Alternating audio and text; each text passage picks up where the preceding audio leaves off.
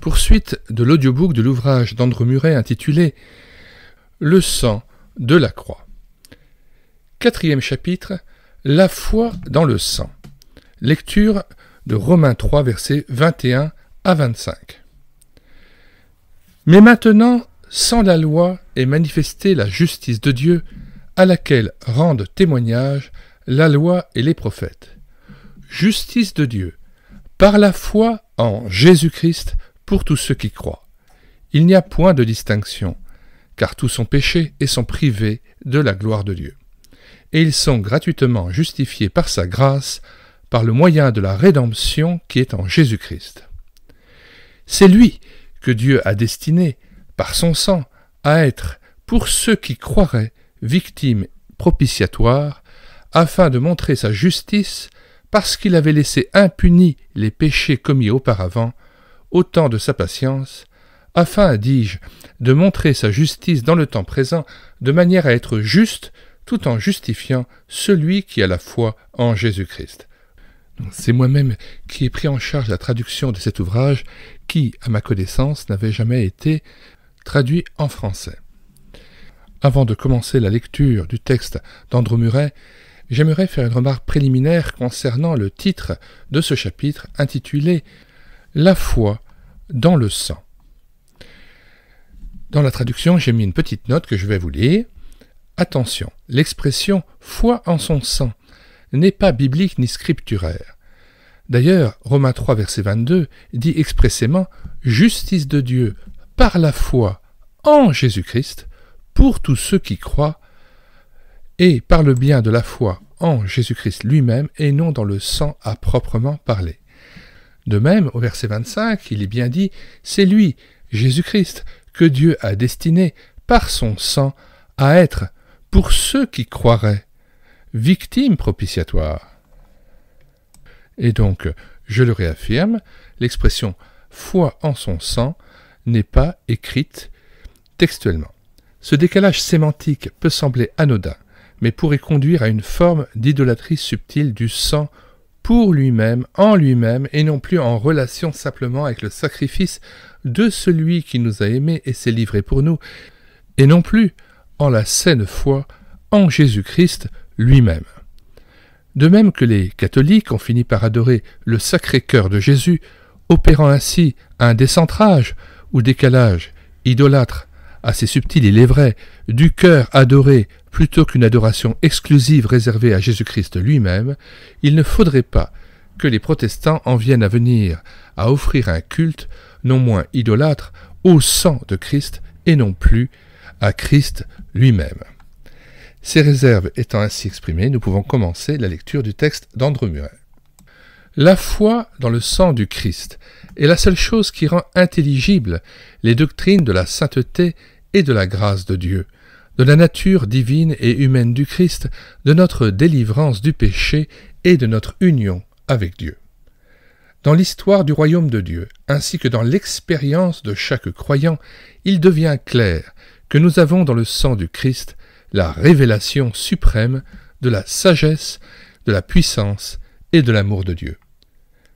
Rassemblons ce que nous avons déjà appris et essayons d'en exposer brièvement et clairement l'importance pratique en prenant comme introduction les mots de notre texte par la foi en son sang. Note de traducteur, remarquons bien que la citation est fautive et n'existe pas telle que dans le texte de Romains, mais par la foi en Jésus-Christ pour tous ceux qui croient et non par la foi en son sang. Retour au texte. L'apôtre emploie ces mots en se référant spécialement à un effet particulier du sang, la réconciliation, qui, comme nous l'avons vu, est à la base de tous ces autres effets. Ces mots peuvent donc être appliqués avec confiance à tout ce que l'Écriture enseigne par ailleurs au sujet du sang. Si nous parvenons à une meilleure compréhension et à une meilleure appropriation intérieure de ces mots, notre travail ne sera pas vain. Que le Seigneur notre Dieu nous accorde l'enseignement de son Saint-Esprit pendant que nous considérons 1. La foi pour participer aux bénédictions du sang. 2. La foi dans le pouvoir universel du sang. 1. La foi pour participer aux bénédictions du sang. qu'il te soit fait selon ta foi. » Cette citation est extraite de Matthieu 8, versets 11 à 13 que nous lisons. « Or, je vous déclare que plusieurs viendront de l'Orient et de l'Occident et seront à table avec Abraham, Isaac et Jacob dans le royaume des cieux. Mais les fils du royaume seront jetés dans les ténèbres du dehors, où il y aura des pleurs et des grincements de dents. Puis Jésus dit au centenier, « Va, qu'il te soit fait selon ta foi. » Et alors même, le serviteur fut guéri. Retour au texte. Nous savons que cette loi fondamentale du royaume de la grâce s'applique à toutes les circonstances de la vie spirituelle. La foi est la nature intérieure du cœur, sans laquelle la bénédiction la plus glorieuse de Dieu nous est offerte en vain, mais par laquelle toute la plénitude de la grâce de Dieu peut être reçue et appréciée de la manière la plus certaine. Il est important que nous nous rappelions ce qui est nécessaire à un juste exercice de la foi en son précieux sang. C'est par cette foi seule que nous pouvons aller jusqu'à la jouissance de tout ce que le sang a obtenu pour nous. Mais avant de considérer ces choses, il faut noter que la foi naît d'un sentiment de besoin. Le grand événement qui a bouleversé le ciel, la terre et l'enfer, pour lequel le monde a dû se préparer et qu'il a dû attendre pendant 4000 ans et dont les résultats dureront éternellement, l'effusion du sang du Fils de Dieu sur la croix avait un objectif d'une ampleur inouïe. Il s'agissait d'obtenir la destruction du péché lui-même et de ses conséquences. Seul celui qui est d'accord avec cet objectif et qui cherche à l'atteindre est capable d'entrer dans la pleine plénitude de la foi en la bénédiction de ce sang. Celui qui désire être délivré seulement du châtiment du péché, ou du péché dans la mesure où il le rend impropre à la vie, peut entrer dans la plénitude de la foi en la bénédiction de ce sang. Le pécheur, qui n'a pas encore atteint le ciel, n'est certainement pas en mesure de s'approprier, par une foi solide, ce que la parole promet par l'intermédiaire du sang. Mais lorsque l'âme cherche vraiment, par-dessus tout, à être purifiée du péché et à vivre dans une communion durable avec un Dieu saint, elle possède les premières conditions d'une foi véritable en ce sang. Plus l'insatisfaction face à ce qui est mauvais et déficient dans notre vie spirituelle est profonde, plus le désir d'être réellement délivré du péché est fort. Plus le désir d'avoir une communion ininterrompue avec Dieu dans le Saint des Saints est vif, plus une telle âme est préparée à recevoir par la foi ce que Dieu promet et accordera. Oh, si nos yeux s'ouvraient seulement pour voir ce que Dieu veut devenir pour nous, si l'errance et l'éloignement de Dieu devenaient totalement insupportables, si l'âme tout entière avait soif et criait après le Dieu vivant et son amour, alors le salut par la foi en son sang acquerrait une nouvelle signification et un nouveau désir serait éveillé. Là où le besoin s'en fait sentir, la première condition d'une foi pleine et entière dans le sang est une connaissance spirituelle de la parole de Dieu. De même que la simple connaissance de la parole, en elle-même, ne sert pas à grand-chose, de même la foi ne peut croître et se fortifier sans l'application de la parole par le Saint-Esprit. Nombreux sont ceux qui pensent que, puisqu'ils ont toujours espéré que le sang était le fondement de leur salut, il ne leur reste plus grand-chose à apprendre à ce sujet. Ils sont convaincus qu'ils connaissent bien l'enseignement de l'Église et qu'ils s'y tiennent. Ils ne s'attendent pas à ce que la parole leur révèle quelque chose de nouveau sur le sang. Ils le pensent parce qu'ils comprennent si peu ce que cela signifie que de se placer sous la conduite de l'Esprit Saint, afin que celui-ci, par son enseignement céleste, donne un sens nouveau aux mots et aux vérités bien connues de l'Écriture. Ils oublient que c'est seulement l'onction, entre guillemets, qui enseigne toute chose. 1 Jean 2, verset 27, nous lisons le passage dans son contexte. 1 Jean 2, verset 25 à 27. Et la promesse qu'il nous a faite, c'est la vie éternelle. Je vous ai écrit ces choses au sujet de ceux qui vous égarent. Pour vous, l'onction que vous avez reçue de lui demeure en vous, et vous n'avez pas besoin qu'on vous enseigne. Mais, comme son onction vous enseigne toute chose, et qu'elle est véritable, et qu'elle n'est point un mensonge, demeurez en lui selon les enseignements qu'elle vous a donnés. Retour au texte avec reprise de la phrase précédente. Ils oublient que c'est seulement l'onction entre guillemets qui enseigne toute chose. 1 Jean 2, verset 27.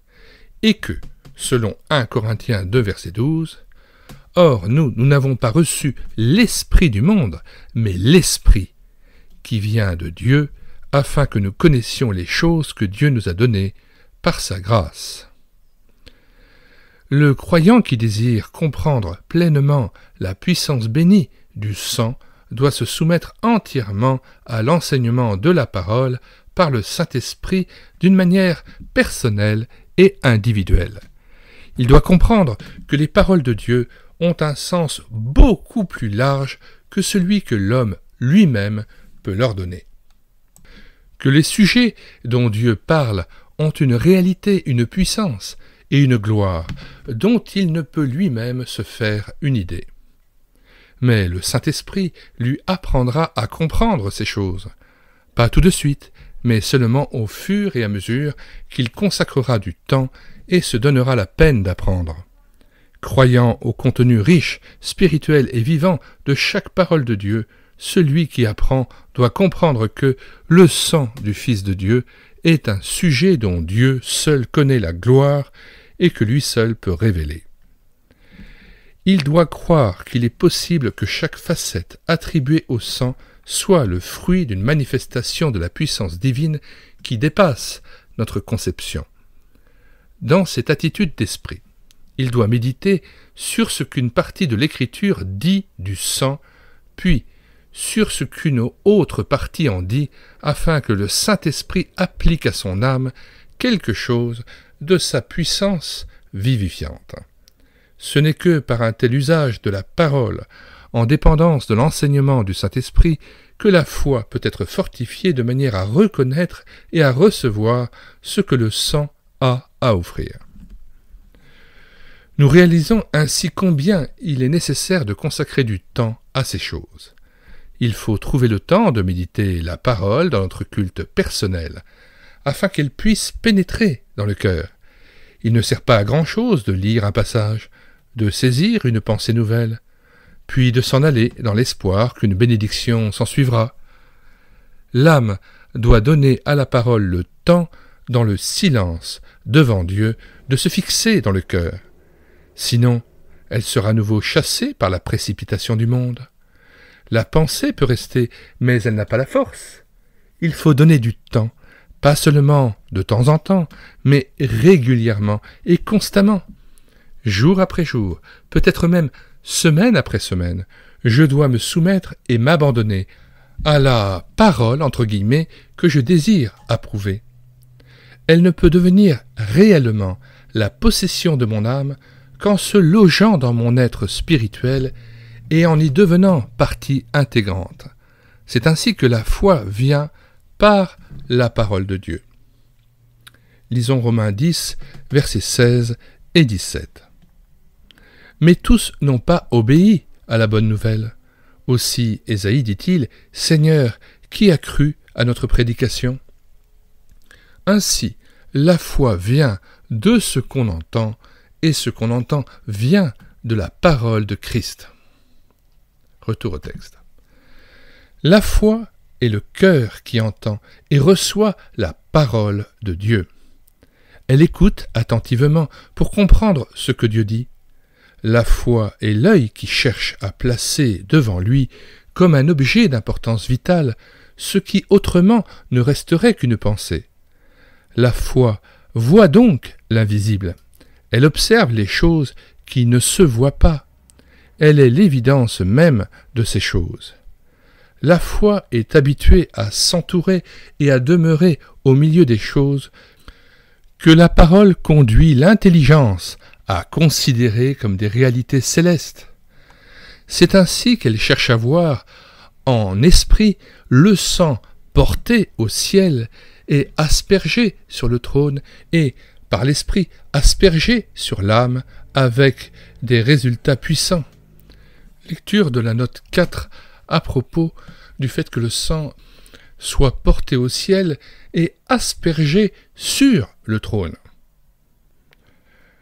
Note du traducteur. Je doute qu'il faille que le sang soit aspergé sur le trône de Dieu.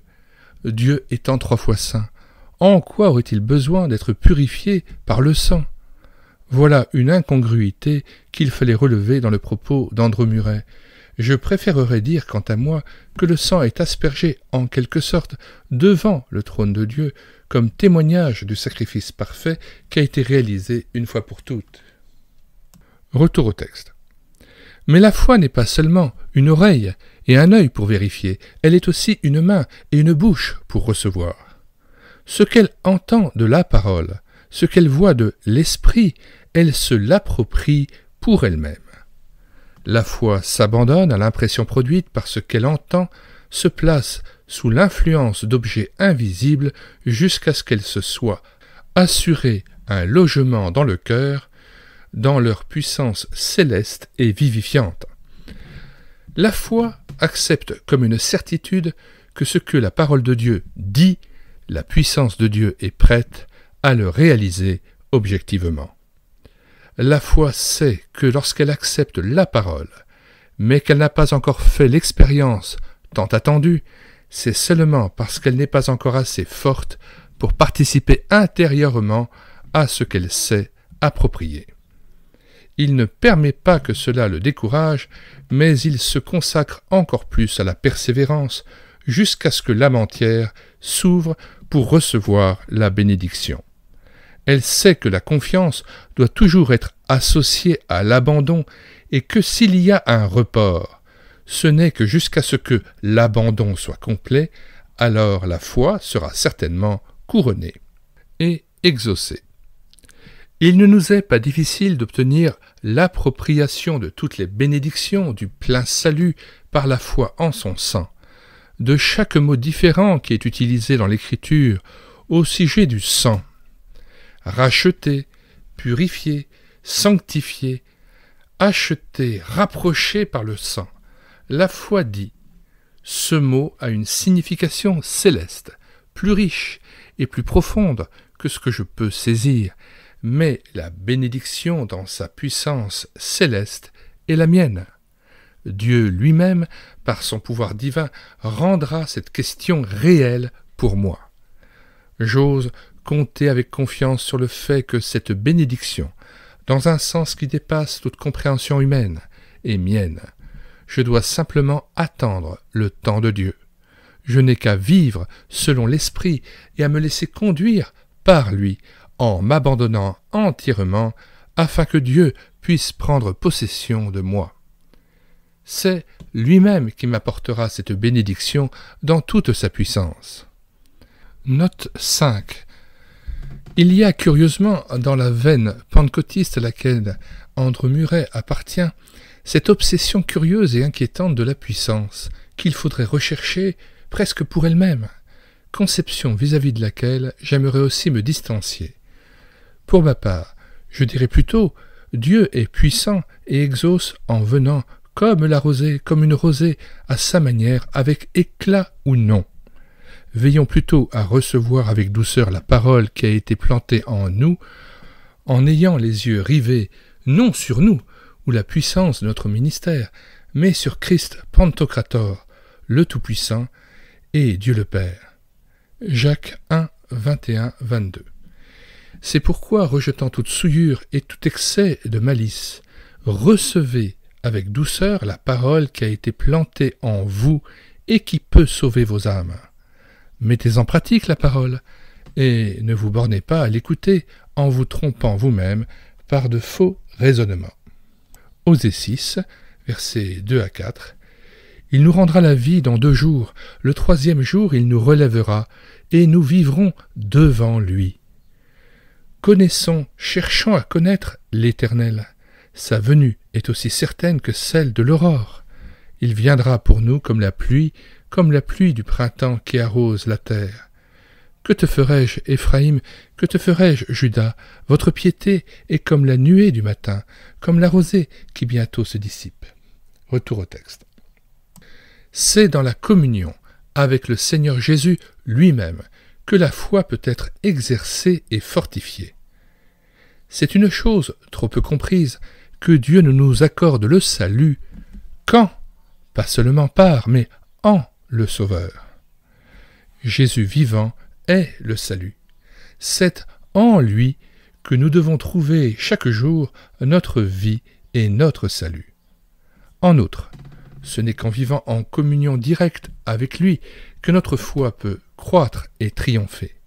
De nombreux chrétiens s'efforcent de parvenir à une vie de pleine foi en s'associant sincèrement à la parole ou en déployant toutes leurs forces pour croire, et pourtant ils ne voient que peu de fruits comme résultat de leur effort. La raison en est souvent qu'en étudiant la parole et en essayant de croire, ils n'ont pas tout d'abord trouvé le repos dans l'amour du Sauveur. Note 6. Remarque judicieuse et fort pertinente. C'est aussi une justice à rendre à André Muret que beaucoup de ses propos sont justes et enrichissants.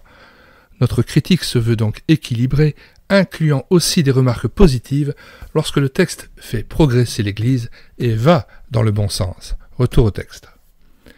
La foi en Dieu est un acte de la vie spirituelle. Elle porte sur le Christ qui est notre vie et qui nous transmet la foi. Cependant, il ne le fait pas comme un acte ou un don séparé de lui-même. C'est en communion avec lui que la foi est active. Il est le chef et le consommateur de la foi. Lisons ce passage d'Hébreux 12, versets 1 et 2.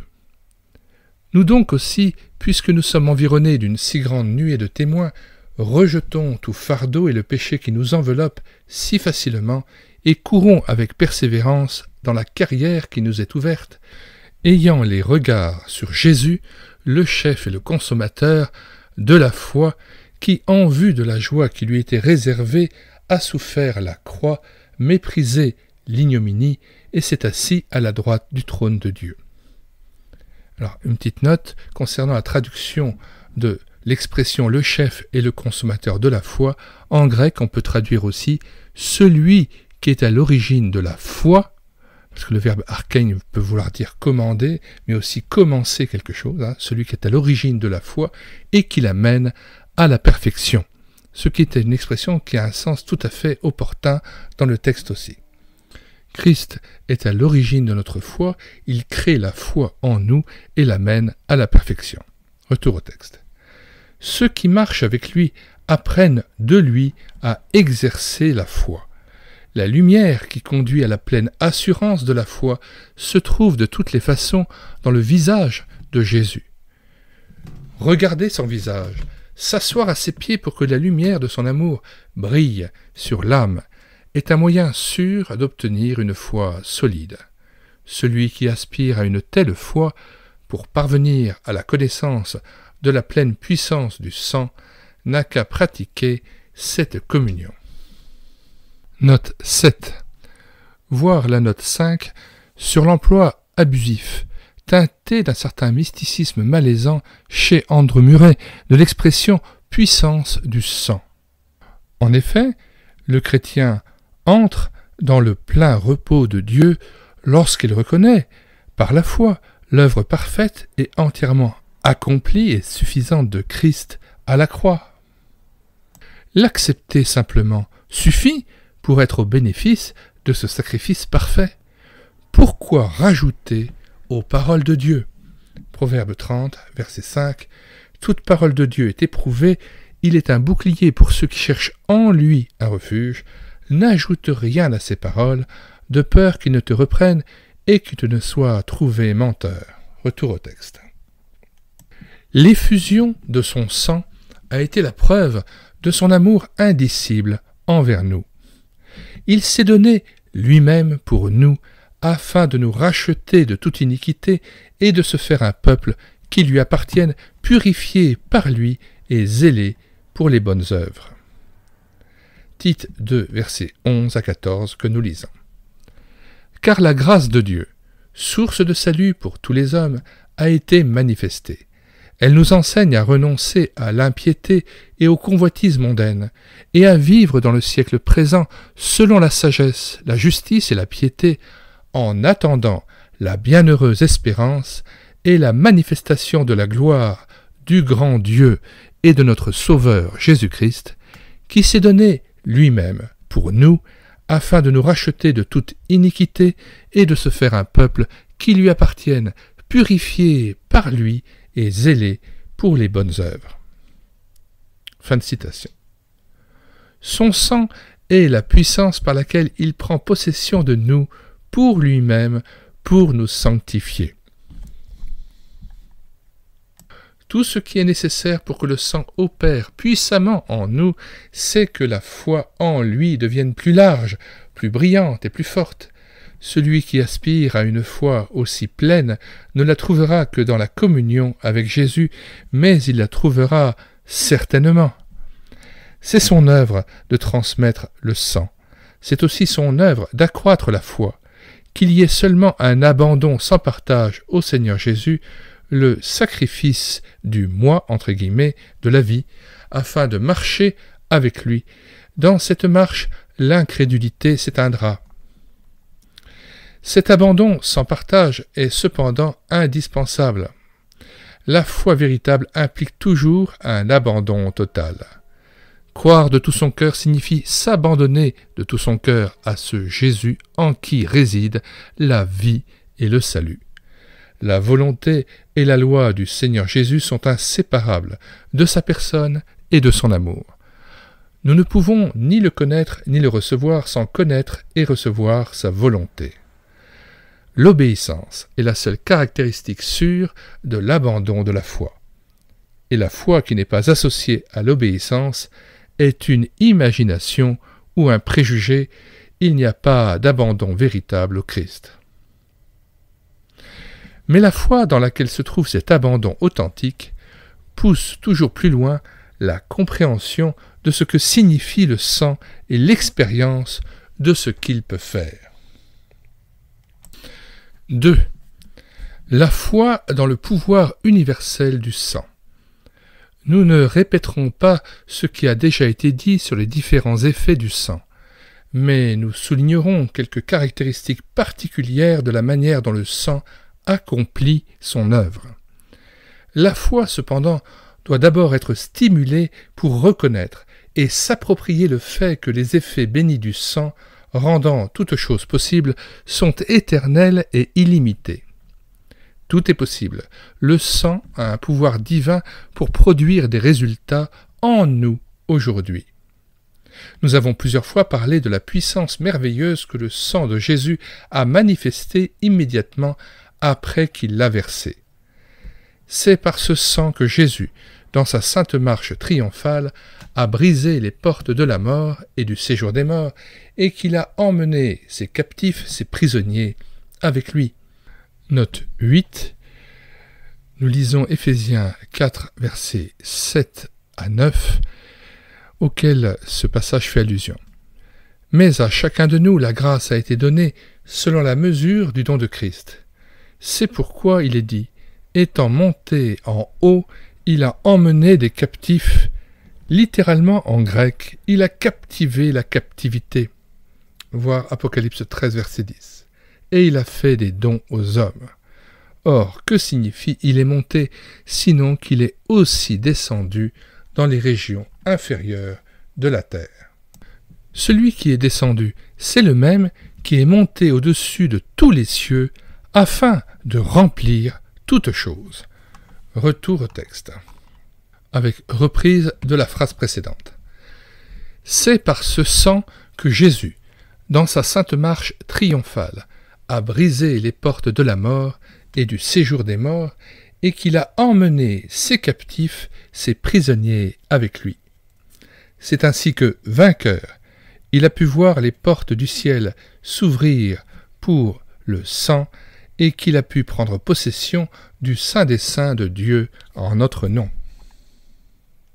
Le sang agit aujourd'hui avec une puissance merveilleuse, similaire à celle qu'il a manifestée à l'époque en œuvrant pour la réconciliation vis-à-vis du péché, en supprimant sa malédiction, en ouvrant le Saint des Saints, en rétablissant la communion avec Dieu. C'est avec la même puissance qui s'est manifestée alors dans ces choses suprêmes, concernant le péché et son autorité, concernant Dieu et sa loi, concernant l'enfer et le ciel. C'est avec la même puissance que le sang divin agit aujourd'hui lorsqu'il est aspergé et répandu sur une seule âme. Nous devons avouer que son pouvoir divin dans nos cœurs individuels est trop peu expérimenté, mais cela est dû à notre incrédulité. S'il n'y avait pas cette incrédulité, la simple pensée d'être racheté et purifié par le sang du Fils de Dieu ferait bondir nos âmes de joie et les ferait déborder d'amour. Chaque exercice de foi dans le sang ne ferait-il pas jaillir dans l'âme le sentiment de la faveur et de la proximité de Dieu et la gloire de la délivrance de la malédiction et de la domination du péché? Mais hélas, nous pouvons entendre, penser et chanter à propos du sang, alors qu'il n'exerce presque aucune influence sur nous. L'idée même que le sang manifeste toujours une puissance divine aussi merveilleuse paraît étrange et irréelle à beaucoup, et c'est pourquoi aucune œuvre merveilleuse n'est accomplie en nous à cause de l'incrédulité. Notre foi doit être vivifiée pour s'attendre à ce que le sang ait le pouvoir de vaincre toute chose. Même si nos sentiments ne changent pas immédiatement et que nous ne ressentons pas de nouvelles bénédictions, commençons à fixer nos cœurs sur ces vérités de Dieu en toute tranquillité. Lorsque le sang devient efficace par l'Esprit, il opère avec la puissance divine, soit pour la réconciliation, soit pour l'union avec Dieu, soit pour la sanctification. Croyons, et croyons encore et toujours en la puissance infinie du sang. Cette foi ne sera pas vaine, même si ce n'est pas de la manière où, au moment que nous attendions, nous serons amenés à une expérience nouvelle et plus profonde du salut par la foi dans le sang. Cherchons de tout notre cœur à nous en tenir à la vérité. Ce que le sang fait, il le fait avec une puissance divine. Outre son pouvoir de rendre toute chose possible, notre foi peut être assurée que le pouvoir du sang perdure à jamais. Nous avons déjà vu sur quel fondement repose la foi. Par l'Esprit éternel, le sang a été offert une fois pour toutes. Par le grand prêtre ou souverain sacrificateur éternel, Jésus-Christ, il est administré dans la puissance d'une vie sans fin, impérissable. La puissance du sang est éternellement active. Il n'y a pas un seul instant où le sang n'exerce pas sa pleine puissance. Dans le Saint des Saints céleste, où le sang est devant le trône, tout existe dans la puissance de l'éternité, sans arrêt ni diminution. Toutes les activités dans le temple céleste sont en notre faveur, et les effets nous sont transmis par l'Esprit Saint. Il est lui-même l'Esprit éternel, et nous a été donné pour nous faire participer à tout ce qui a été ou sera fait pour nous par notre Seigneur Jésus. Il est capable de nous faire participer d'une manière très puissante et bénie aux activités continues du sang qui ne cessent jamais. Nous aspirons à demeurer toujours dans la pleine jouissance d'une étroite communion avec Dieu que nous servons comme prêtres ou sacrificateurs. Nous désirons faire l'expérience de la purification constante de nos âmes des taches du péché par le sang. Nous souhaitons connaître la paix, la joie et la puissance de la croix de Jésus dans la communion de son sang. Toutes ces choses sont possibles parce que les activités éternelles et incessantes que le sang exerce dans le ciel peuvent être exercées également dans nos cœurs, ici, sur terre. La bénédiction d'une vision claire de ces vérités est très grande. Les croyants se plaignent généralement de leur vie spirituelle parce qu'ils sont conscients de leur instabilité. Ils désirent ardemment que les expériences glorieuses des heures privilégiées soient l'état permanent de leur esprit, et c'est la volonté de Dieu qu'il en soit ainsi. Si vous le désirez, fixez votre cœur sur quelque chose qui surpasse tout ce que vous avez vécu jusqu'à présent. Fixez votre attention sur le Saint des Saints, maintenant ouvert, avec sa vie céleste et sa rédemption éternelle, et sur le sacerdoce immuable de notre Seigneur Jésus. Vous verrez alors que la disposition divine pour que vous puissiez jouir sans interruption de sa communion est parfaite. Le matin, avant d'aller travailler et de rencontrer les distractions de la journée, confiez-vous à celui qui reste toujours le même, afin qu'il révèle en vous l'activité toujours vivante de son sang, et il le fera. Pendant les heures de travail, lorsque vous ne pouvez penser à rien d'autre, les résultats bénis de l'aspersion du sang et de la bénédiction de Dieu, de la purification de la victoire sur le péché, vous seront communiqués. Notre activité de foi doit être permanente, mais pas dans le sens où nous devons veiller à y penser à chaque instant, mais de telle sorte que, du plus profond de notre âme, nous chérissons une confiance tranquille et inébranlable dans le fait que la rédemption éternelle a pris possession de nous et nous tient fermement par son activité céleste, si seulement nous sommes confiants. Grâce à Dieu, nous n'avons pas à craindre. À chaque instant, sans relâche, nous pouvons vivre ici-bas dans la jouissance de la bénédiction que le sang nous a procurée, car les effets du sang sont éternels. Nous ne devons pas moins croire à la puissance universelle et pénétrante du sang. Lorsque les prêtres étaient mis à part pour exercer leur ministère, le sang était placé sur le bout de l'oreille, sur le pouce de la main et sur l'orteil du pied. L'homme tout entier était mis en possession de Dieu. Tous ses pouvoirs étaient sanctifiés, son oreille pour écouter Dieu et pour lui, sa main pour travailler par Dieu et pour lui, son pied pour marcher avec Dieu et pour aller à son service. Dans le cas du croyant, le précieux sang du Christ exercera une autorité similaire sur chaque pouvoir afin de le sanctifier pour le service du Seigneur. Les chrétiens ont souvent eu à se plaindre d'une vie divisée. Il y a certaines parties de la vie ou du travail qui font obstacle à la marche avec Dieu. Le seul moyen d'en être délivré est de voir que le sang couvre tout. Presque tout, par la loi, est purifié par le sang. Hébreux 9, verset 22. La personne du croyant, avec toutes ses circonstances et ses affaires, doit être amenée dans le Saint des Saints. Il est évident que pour jouir d'une telle expérience, il faut s'abandonner complètement au Seigneur.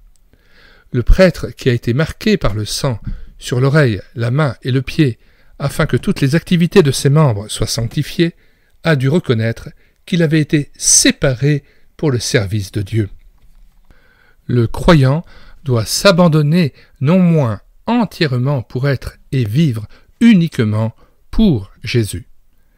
Dans toutes les relations de sa vie, de son foyer, de ses affaires, commerciales ou politiques, il doit se laisser conduire par le Saint-Esprit, vivre selon la loi de Dieu et pour sa gloire. Alors, le sang, dans son pouvoir de réconciliation, de purification et de sanctification, embrassera tout. La paix de Dieu et la conscience de sa proximité se révéleront en toutes choses par la puissance de la vie céleste. Il fera l'expérience de la plénitude de sa délivrance de l'autorité du péché, de sa liberté d'entrer dans une marche dans la lumière et l'amour d'un Dieu saint. Mais toujours à cette condition. tout doit être apporté dans le Saint des Saints et y être mis en ordre. La vie entière doit s'y dérouler, car c'est là que se trouve le sang et qu'il exerce son pouvoir. C'est encore, par la foi, une foi qui s'imprègne de ce que le sang a accompli dans le Saint des Saints et de la puissance qu'il y exerce. Et cette foi maintient, sur la base de l'autorité de la parole, que toute cette puissance puisse être mise en contact ininterrompu avec la vie personnelle. Et alors, dans la mesure où le croyant apprend par sa propre expérience à quel point les effets du sang tout inclus sont étendus, son cœur s'ouvrira pour aspirer à une expérience généralisée de la puissance du sang dans le monde qui l'entoure. Car Dieu a voulu que toute plénitude habitât en lui, en Jésus-Christ. Il a voulu par lui réconcilier tout avec lui-même, tant ce qui est sur la terre que ce qui est dans les cieux, en faisant la paix par lui, par le sang de la croix. Colossiens 1, versets 19 à 20. Suit une phrase d'Andrew Murray que nous dénonçons comme une ineptie insupportable. La puissance du sang est utile à toute créature, même à ceux qui ont tenu pour profane le sang de l'alliance par lequel ils ont été sanctifiés, et à ceux qui, reniant le Maître, qui les a rachetés. Nous lisons les deux passages d'où sont extraits ces deux citations, puis nous corrigeons et critiquons le propos d'Andrew Murray. Hébreux 10, verset 29. De quel pire châtiment pensez-vous que sera jugé digne celui qui aura foulé aux pieds le Fils de Dieu, qui aura tenu pour profane le sang de l'alliance par lequel il a été sanctifié, et qui aura outragé l'Esprit de la grâce. Et le passage de 2 Pierre 2:1, il y a eu parmi le peuple de faux prophètes, et il y aura de même parmi vous de faux docteurs, qui introduiront des sectes pernicieuses, et qui, reniant le Maître qui les a rachetés, attireront sur eux une ruine soudaine. Lecture de la note 9. Le propos de Murray semble plus qu'incongru, décalé, immotivé, contraire au bon sens et à la saine doctrine. Comment la puissance du sang serait utile à ceux qui se perdent dans les fausses doctrines, qui ont méprisé le sang de l'alliance, l'ont profané? Une telle aberration ne peut laisser que pantois ceux qui lisent de telles contre-vérités et absurdités. Soyons vigilants comme les chrétiens de Bérée d'Acte 17, Andrew Murray tient parfois des propos ineptes ou absurdes, voire contraires à l'esprit de la parole, qu'il faut simplement corriger vivement ou redresser. Je me suis toujours promis, autant que faire se peut, et dans la mesure du possible, de ne jamais laisser passer des idées contraires à la saine doctrine sans les corriger ou les dénoncer. Il est important de se dissocier des erreurs et des propos erronés afin de ne pas participer à la faute d'un homme de Dieu quel qu'il soit. Romains 14, verset 22, « Cette foi que tu as, garde-la pour toi devant Dieu. Heureux celui qui ne se condamne pas lui-même dans ce qu'il approuve. » Rappelons encore le propos inacceptable de Andrew Murray. La puissance du sang est utile à toute créature, même à ceux qui ont tenu pour profane le sang de l'alliance par lequel ils ont été sanctifiés, et à ceux qui renient le Maître qui les a rachetés. Le propos est non seulement grave, mais aussi absurde et insoutenable. Non, monsieur Murray, la puissance du sang n'est en rien utile à toute créature, de manière indifférenciée, et encore moins à ceux qui ont tenu pour profane le sang de l'alliance par lequel ils ont été sanctifiés, et surtout pas à ceux qui ont renié Christ. Rappelons, à toutes fins utiles, 2 passages très importants des Saintes Écritures. 2 Timothée 2, versets 12 et 13. « Si nous persévérons, nous régnerons aussi avec lui. Si nous le renions, lui aussi nous reniera. Si nous sommes infidèles, il demeure fidèle, car il ne peut se renier lui-même. Et si nous avons péché et avons été infidèles, nous pouvons confesser ce péché et bénéficier du pardon et connaître la purification de nos péchés par le sang de Christ. Mais celui qui renie Christ est renié aussi par le Christ, et le sang ne peut plus le justifier et le purifier, et le renégat ou l'apostat ne peut plus se réclamer de son sang. Prenons un autre passage de 1 Jean 1, verset 7. Si nous marchons dans la lumière, comme il est lui-même dans la lumière, nous sommes mutuellement en communion, et le sang de Jésus, son Fils, nous purifie de tout péché. Verset 9. Si nous confessons nos péchés, encore faut-il les confesser. Il est fidèle et juste pour nous les pardonner et pour nous purifier de toute iniquité. Par exemple, j'ai commis un péché. J'ai chuté et bronché d'une manière ou d'une autre.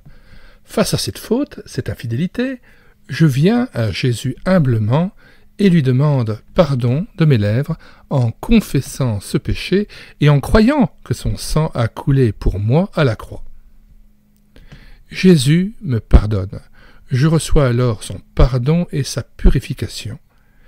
Il me relève et me lave les pieds entre guillemets, en quelque sorte pendant ma marche terrestre.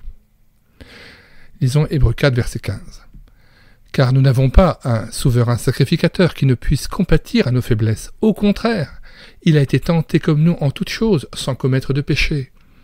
Approchons-nous donc avec assurance du trône de la grâce, afin d'obtenir miséricorde et de trouver grâce, pour être secourus dans nos besoins. Fin de citation. Par contre, dans le cas des gens qui refusent jusqu'au bout le salut, qui ne croient pas et refusent jusqu'à leur dernier souffle de croire à la bonne nouvelle de la rédemption, du rachat en Jésus-Christ, mort à la croix pour leurs péchés, à ceux qui même vont jusqu'à renier Jésus et son apostat, aucun de ceux-là ne peut avoir recours ou se réclamer du sang de Jésus. Lisons Luc 12, verset 9. Mais celui qui me reniera devant les hommes sera renié devant les anges de Dieu, et quiconque parlera contre le Fils de l'homme, il lui sera pardonné. Mais à celui qui blasphémera contre le Saint-Esprit, il ne sera point pardonné. Commentaire de ce passage. Le blasphème contre le Saint-Esprit fait donc partie des péchés pour lesquels le pardon n'est pas accordé. On ne peut plus alors se réclamer du sang de Christ pour en être purifié. Enfin, contrairement à ce qu'affirme Andrew Murray, la puissance du sang n'est pas utile à toute créature à proprement parler, car toute l'humanité dans son ensemble n'accepte pas le message de l'Évangile. Seuls ceux qui croient en Jésus sont au bénéfice de son sang qui a coulé à la croix. Le sang de Jésus n'est utile qu'à ceux qui confessent Jésus-Christ, Fils de Dieu, venu en chair, mort pour leurs péchés et ressuscité pour leur justification. En dehors de la foi en Jésus, nul ne peut être au bénéfice de ce sang qui a coulé. En outre, l'universalisme du salut est une hérésie bien connue. Le salut est une œuvre individuelle, dans le cœur de chacun qui accepte et croit en la bonne nouvelle du Fils de Dieu mort et ressuscité pour lui. Ainsi Christ, en mourant, a porté en son corps sur le bois les péchés du monde, mais seuls ceux qui acceptent, reçoivent ce salut et croient effectivement en cette œuvre de rachat par le sang de l'agneau sont au bénéfice de ce même sang versé. Nous fermons cette longue parenthèse après avoir corrigé, réfuté et rectifié un propos contraire à l'esprit des Saintes Écritures. Retour au texte d'Andrew Murray. L'expérience de ce que le sang peut accomplir pour ceux qui croient leur apprendra à considérer leurs semblables comme vivant sous la tendre miséricorde de Dieu, sous la rédemption et sous l'appel au salut par le sang précieux. Il les remplira d'une impulsion irrésistible à consacrer leur vie qui a été achetée, rachetée par le sang, à être les compagnons de travail de Dieu. Ils se sont consacrés à témoigner du sang par la parole et par la prière, afin que le sang reçoive l'honneur qui lui revient. La devise, non pas avec des choses corruptibles comme l'argent ou l'or, mais avec le sang précieux du Christ, deviendra pour eux la seule chose à inclure dans leur vie en vue d'une vie consacrée. Nous lisons ce passage de 1 Pierre chapitre 1, versets 17 à 21. « Et si vous invoquez comme Père celui qui juge selon l'œuvre de chacun, sans acception de personne. Conduisez-vous avec crainte pendant le temps de votre pèlerinage, sachant que ce n'est pas par des choses périssables, par de l'argent ou de l'or, que vous avez été rachetés de la vaine manière de vivre que vous aviez hérité de vos pères, mais par le sang précieux de Christ, comme d'un agneau sans défaut et sans tache, prédestiné avant la fondation du monde et manifesté à la fin des temps à cause de vous, qui, par lui, croyez en Dieu, lequel l'a ressuscité des morts et lui a donné la gloire, en sorte que votre foi et votre espérance reposent sur Dieu. Fin de citation, retour au texte. Une écrivaine chrétienne a témoigné que la compréhension de ce que le sang peut faire dans son pouvoir de purification constante a été le début d'une nouvelle expérience dans sa vie spirituelle. Quelque temps plus tard, elle a écrit « Je vois de plus en plus clairement que ce n'est que par l'habitation permanente du Saint-Esprit que cette puissance cachée du sang peut être révélée et expérimentée, que notre vie soit également soumise à l'enseignement du Saint-Esprit afin qu'il nous maintienne constamment dans le ciel de bénédiction et de joie que le sang nous a procuré. » Note du traducteur. Nous rappelons que les expressions « pouvoir du sang » ou « puissance du sang » ne sont pas bibliques à proprement parler, au sens où on ne les trouve pas littéralement dans les Saintes Écritures.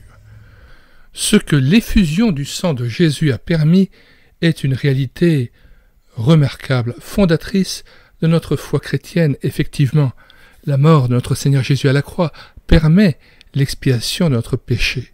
Néanmoins, il me semble plus juste de toujours parler, comme le fait l'Écriture, tout simplement du sang et du pouvoir de Christ Pantocrator, ou Tout-Puissant, ou de l'omnipotence de Dieu le Père. Ainsi, la parole souveraine de Dieu demeure. Ils l'ont vaincu à cause du sang de l'agneau et à cause de la parole de leur témoignage, et ils n'ont pas aimé leur vie jusqu'à craindre la mort. Apocalypse 12, verset 21. On voit bien ici que l'Écriture ne dit pas à cause du pouvoir ou puissance du sang de l'agneau, mais tout simplement à cause du sang de l'agneau. Pourquoi rajouter à l'Écriture sainte? Pour rappel, note 3 concernant le titre de ce chapitre, attention, l'expression « foi en son sang » n'est ni biblique ni scripturaire. D'ailleurs, Romains 3, verset 22, dit bien explicitement « justice de Dieu par la foi en Jésus-Christ, et non en son sang, pour tous ceux qui croient. » Et Romains 3, verset 22, parle bien de la foi en Jésus-Christ, et non dans le sang à proprement parler. Ce décalage sémantique peut sembler anodin, mais pourrait conduire à une forme d'idolâtrie subtile du sang pour lui-même et non plus en relation simplement avec le sacrifice de celui qui nous a aimés et s'est livré pour nous, et non plus en la saine foi en Jésus-Christ lui-même. De même que les catholiques ont fini par adorer le Sacré-Cœur de Jésus, opérant ainsi un décentrage ou décalage idolâtre assez subtil, il est vrai, du cœur adoré plutôt qu'une adoration exclusive réservée à Jésus-Christ lui-même, il ne faudrait pas que les protestants en viennent à offrir un culte non moins idolâtre au sang de Christ et non plus à Jésus-Christ lui-même.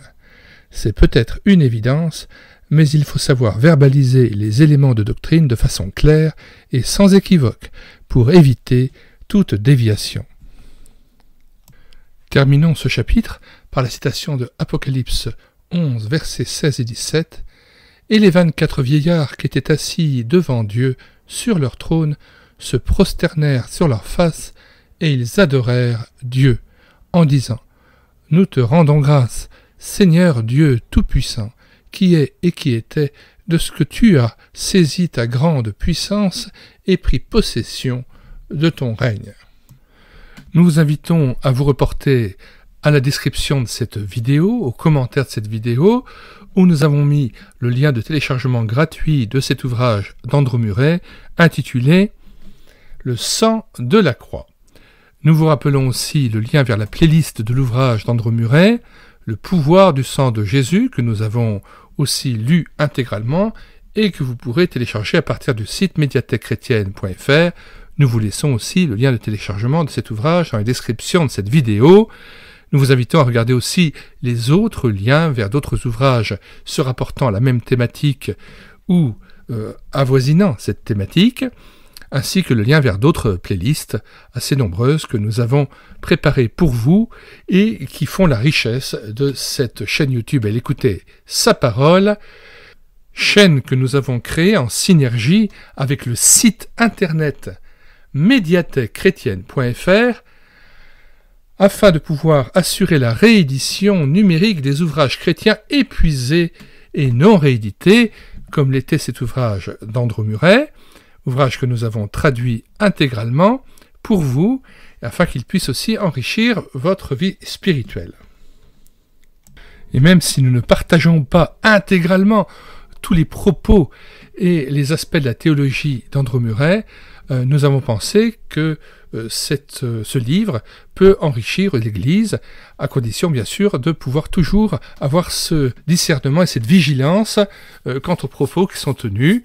Cela est vrai pour n'importe quel ouvrage que nous lisons, quand bien même il sera écrit par des pasteurs de renom. À nous de toujours exercer notre jugement, un jugement mature et adulte, au travers de la grille de lecture de la parole de Dieu. À nous d'être vigilants et de savoir nous laisser nourrir sans nous laisser dévier de la parole de Dieu.